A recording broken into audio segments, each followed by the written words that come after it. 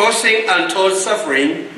However, we feel that our mutual understanding, respect, confidence, and a consultative spirit have been breached, which we promised the President when he last visited.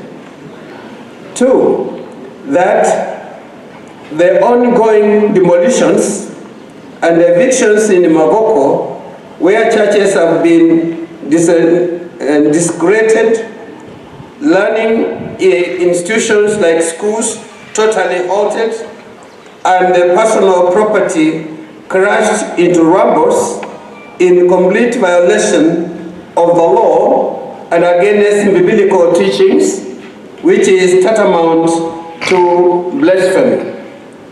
3, that the demolitions are a violation of human rights and against international law.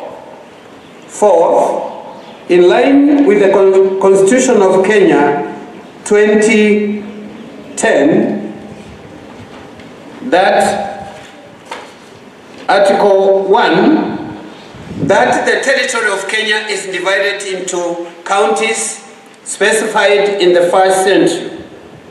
The Article 2, the government at the national and the county governments are distinct and interdependent and shall conduct their mutual relations on the basis of consultation and cooperation. Article 3, a national state organ shall ensure a reasonable access to its services in all parts of the Republic, so far as it is appreciated to do so, having regarded to the nature of the service. These provisions of the law were all ignored. Number 5, that His Excellency the President and the Commander-in-Chief of the Defense Forces of the Republic of Kenya should forthwith order an immediate cessation of the demolitions in the interest of national security, peace, and an effort to solve the current humanitarian crisis in Mavoko. And 6, that the people of Machakos feel discriminated against because the President and his deputy are on record promising to stop such inhuman demolitions in other parts of the country, but have sanctioned the same activities against the people of Machakos. We say no to this discrimination, and the demolitions must stop forthwith.